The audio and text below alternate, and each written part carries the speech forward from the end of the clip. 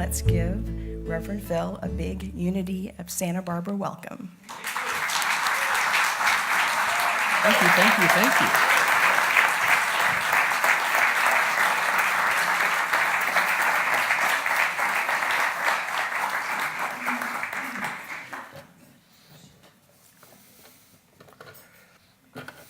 If I can make this work, I'd like to speak from here. I find that it really is helpful if I can be closer and feel more connected. So I appreciate the fact that so many of you are willing to sit in the front. You know? I see somebody made you sit in the front. You know, it's common knowledge that the best seats on Sunday are in the back. So thank you for choosing some of these. It makes my job easier. I'll be telling you more about myself Saturday and next Sunday. But, you know, like I said, I'm just so happy to be here. It feels really wonderful to be with you folks. So I'm just really delighted. One day, a man named Bert went to see his family doctor. He was concerned about his wife, Peg, and her hearing. And he didn't know what to do to see whether she might be losing her hearing. So he went to the doctor and asked the doctor what he might do. And the doctor said, well, there's actually a simple test that you can use to see whether Peg is losing her hearing. First, stand about 30 feet away and in a normal voice, say something to her and see if there's a response. If there isn't a response, then go to 20 feet away. If there's still no response, go to 10 feet away. That'll give you a better idea of whether she's losing her hearing. So late that afternoon, as Peg was in the kitchen making dinner, Bert went to the far end of the living room and said, Peg, sweetie, what's for dinner? No response. Then he went to the dining room, which was about 20 feet away. Once again, dear, what's for dinner? Again, no response. Then he stood right outside the kitchen, about 10 feet away, and once again said, Peg, what's for dinner? Once again, no response. Finally, he went right up behind where she was standing and said, Peg, sweetie, what's for dinner? And she turned around and she said, for heaven's sakes, Bert, for the fourth time, we're having chicken.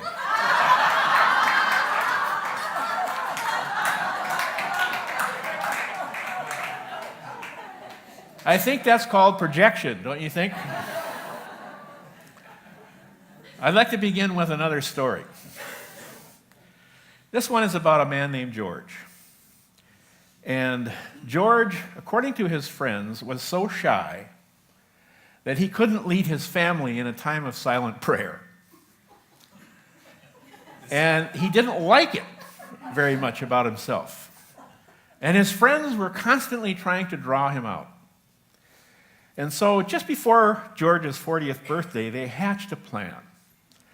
There was a nightclub in the area that had as its act a stage hypnotist.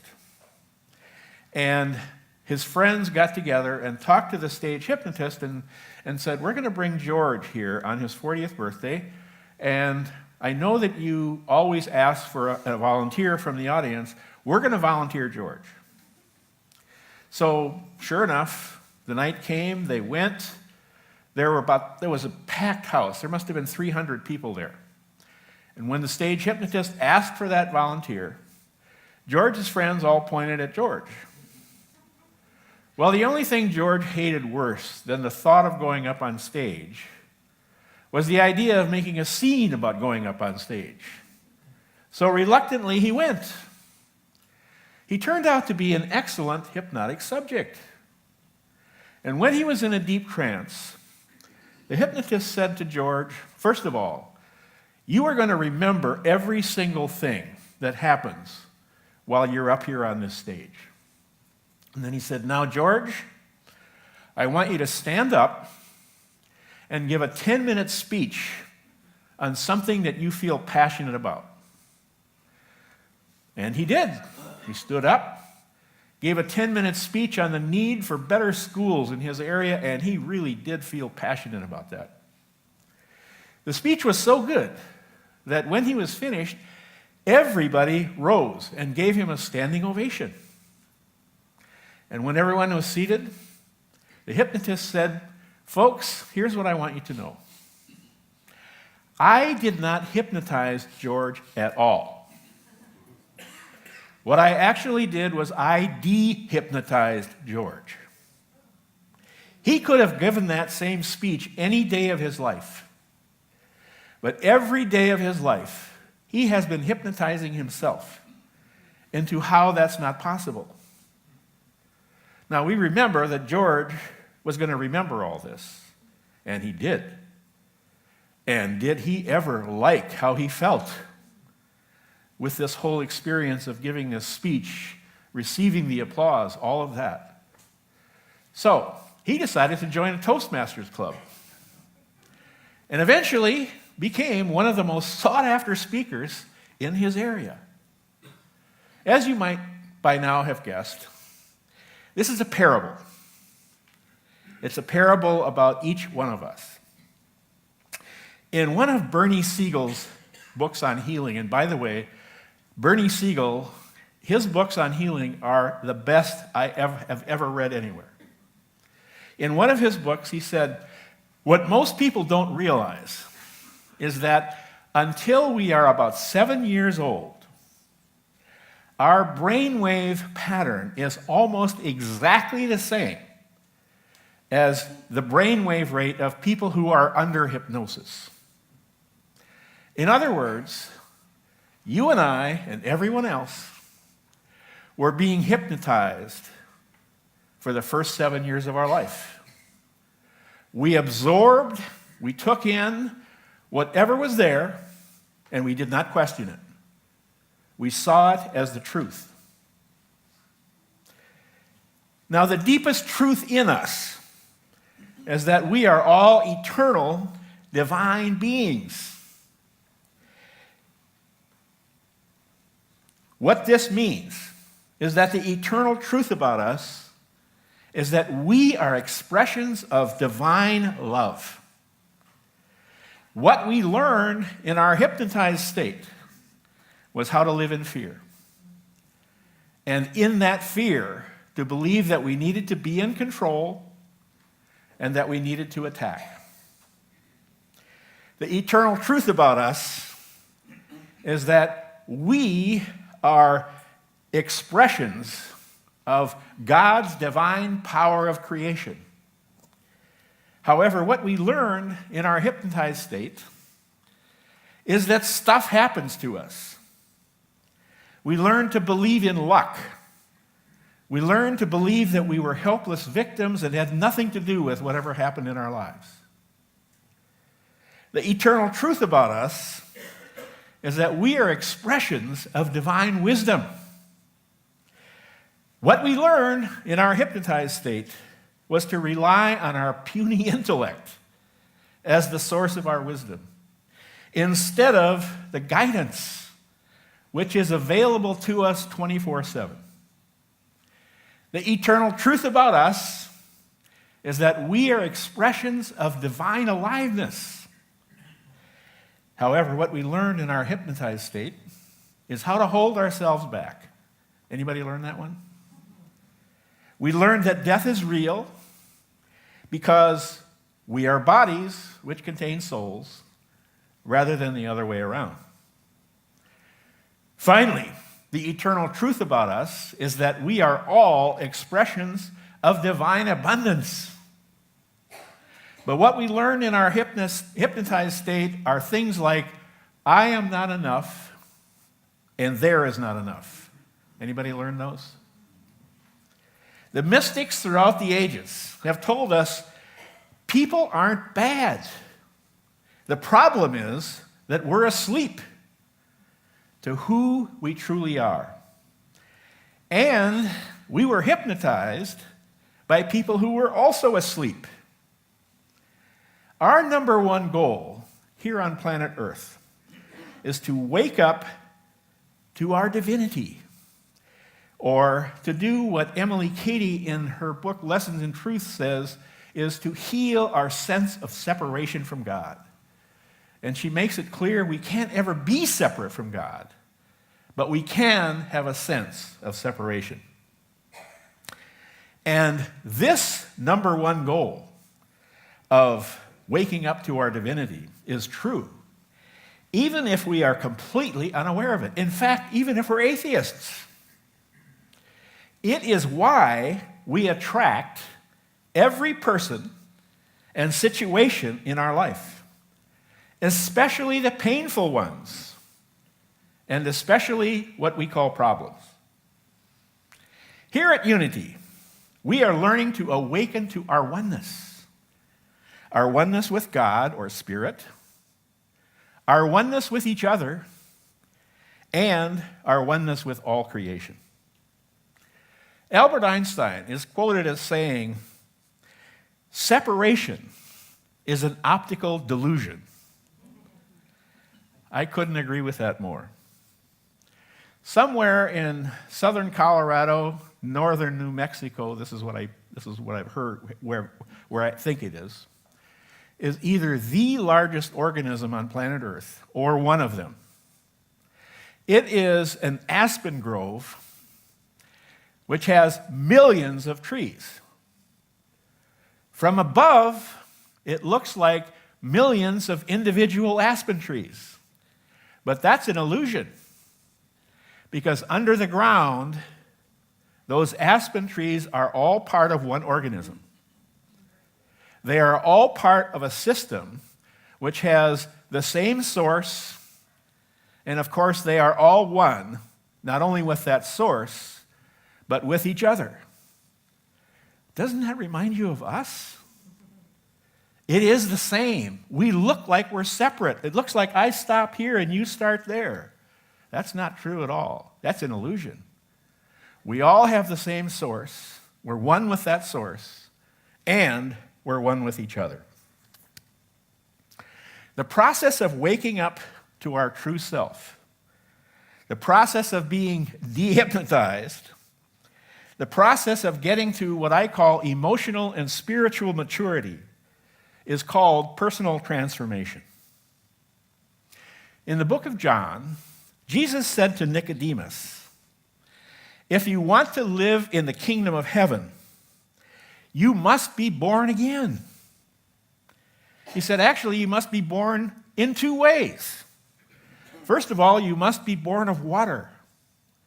That's an Aramaic figure of speech. Aramaic, of course, being the language Jesus spoke.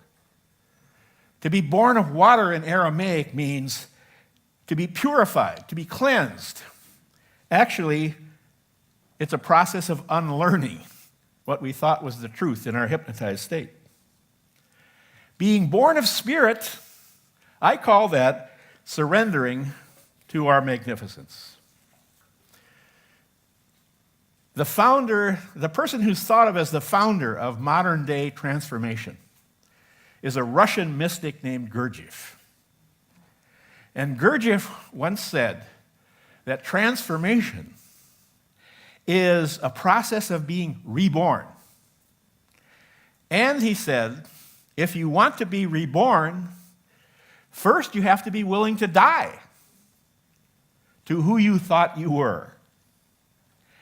And he said, the only way that we can die to who we thought we were is to wake up to when we're being that we are not. Jesus also said in the book of Matthew, we call it the first beatitude. And this is the way most of us learned it. In the King James Version, "Blessed are the poor in spirit, for theirs is the kingdom of heaven." Does anybody here know who George Lamsa is? George Lamsa grew up in Kurdistan and spoke Aramaic as his native language. And because of what he knew about the culture and the idioms and all that, he decided to write his own Bible, or I should to translate his own Bible, because he thought there were so many errors in the ones that we have. And in this verse, Lamsa said, He instead of saying, blessed are the poor in spirit, he knew that the word we translate as spirit is ruha from Aramaic. And it not only means spirit, but it means a bunch of other stuff, including pride.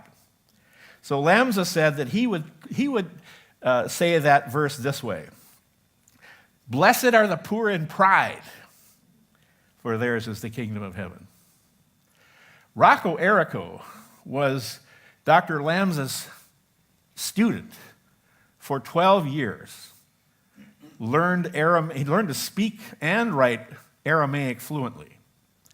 And he said that if he were to translate that verse into modern language, he'd say it like this: delighted, overjoyed are those who surrender to God, for theirs is God's sovereign counsel. To be rich in pride, as Lamsa said, could mean very easily to be certain about how it is in life, as in believing that what we learned under hypnosis is the truth. We all made decisions about ourselves, others, and life as early as birth. And I'm sure you've noticed this. Once our mind makes a decision, it then becomes an evidence-gathering machine. Have you noticed that? Because of what we in Unity call the law of mind action, we can always prove we're right, can't we? No matter what it is that we believe. By the time we become adults, we all are carrying around many mistaken beliefs and a lot of suppressed pain inside. It's as if we have a series of buttons sticking out of our front. And we walk around saying, would someone please push my buttons? I hurt. And the only way I can even get in touch with the pain, not to mention releasing the pain, is to have it come to the surface. And, this process of letting go of what we learned under hypnosis it can take a lifetime. It can take whatever time it takes. 3 or 4 years ago, I was the transitional minister at Unity in Hartford, Connecticut. I was there for 15 months in a residential capacity. There was a board member there who simply did not like me.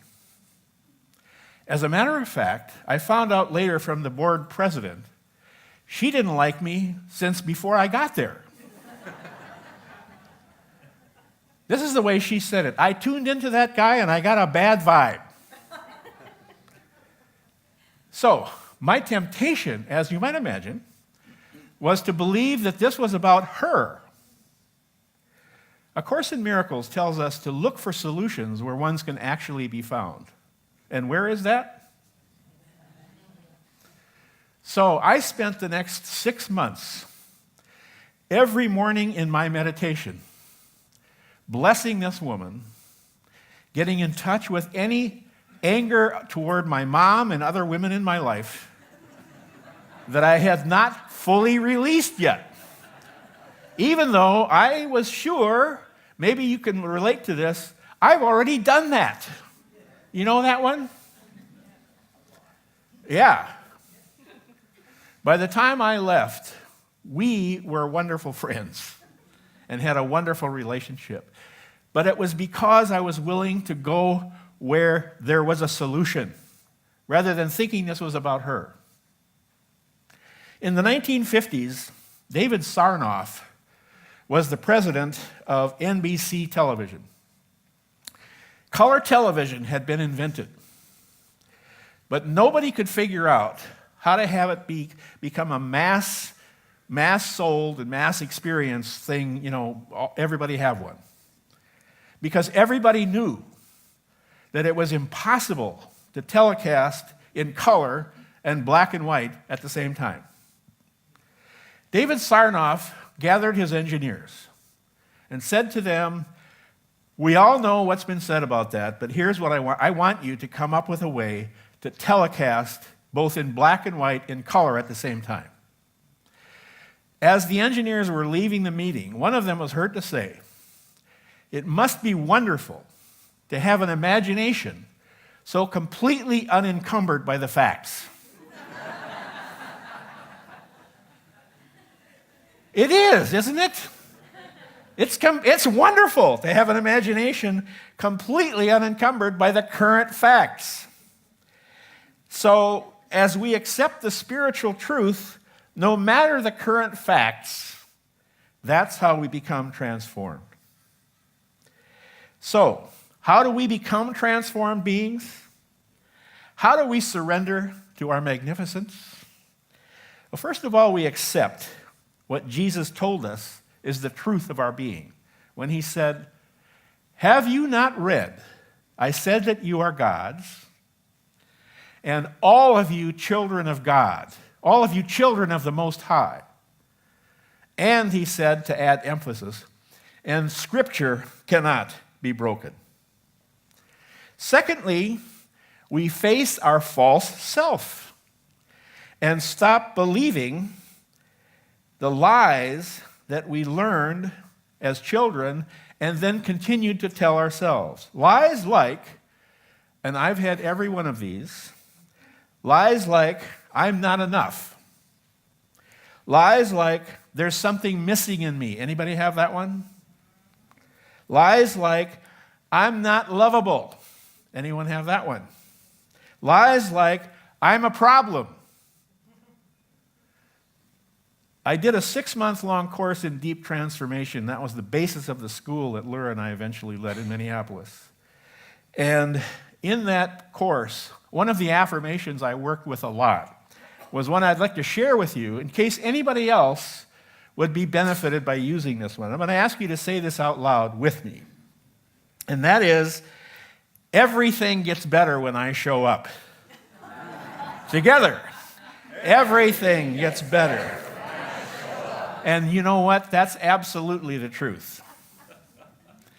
The result of this transformation, the result of this being born of water and spirit, is living in the kingdom of heaven here and now. Jesus said, this is what everyone on earth wants most. He called it the pearl of great price.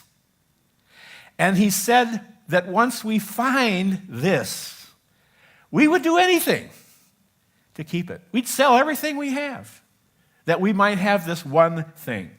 And that is my experience as well. However, I have one caution. The caution is transformation is not for the faint of heart. Have you found that at all? Getting to a kingdom of heaven experience brings up everything in us that is unlike it, especially anything that we have spent a lifetime suppressing. Facing our false self is what it takes to becoming emotionally and spiritually mature. Alan Cohen, in one of his books, likened the process of transformation to washing a load of clothes in an automatic washer. And he said, so first, of course, you put the clothes in, and then you put the detergent in, and then you put the water in, or vice versa, and then you turn it on. He said, do you know what the first cycle is called? Anybody? Agitation. Boy, is that my experience or what? Anything that is unlike the truth of our being comes to the surface. And he said, you know, when you're washing a load of clothes, if you were to open the lid of that washer while that agitation was taking place, you would think for all the world that the clothes were getting dirtier. That's what it looks like. But all that's happening is that whatever isn't actually clothes is being released. It's coming to the surface so that the clothes will be cleaner and cleaner. And so it is with us, that we become more and more ourselves. Transformation brings our false beliefs and our pain to the surface so that they can be released. This is the experience of everyone I know who has embraced deep inner change, including me. And the result, living in the kingdom of heaven, is so worth it. Not that I live there all the time, but man, maybe 10 times more than I used to. The real eternal truth about you is you are a magnificent expression of all that God is. The real you is so lovable, there is literally nothing about you that's unlovable. The real truth about you is that you are so love-filled that you know you always have enough love to extend. The real you is so powerful that you know that nothing happens to you, but rather everything happens through you. The real you is so wise that you always, on some level, know what you want, and you always know what to do. The real you is so alive that you know you can't die, and you know you are free to fully express yourself. These qualities, what Emily Cady in Lessons in Truth called the 4 main aspects of God: divine love, divine power, divine wisdom, and divine aliveness, is who you are. Embracing them means surrendering to your magnificence and becoming spiritually mature. I'm going to ask you to affirm with me, I am divine power. Together? I am divine power. I am divine love. I am. I am divine wisdom. I am. I am divine aliveness. I am.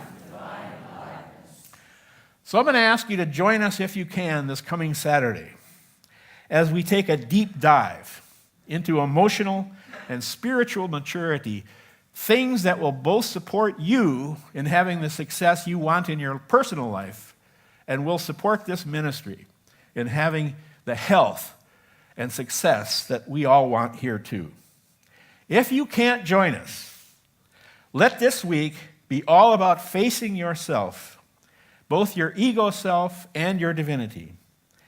And let it be about accepting the truth that you are a magnificent expression of all that God is.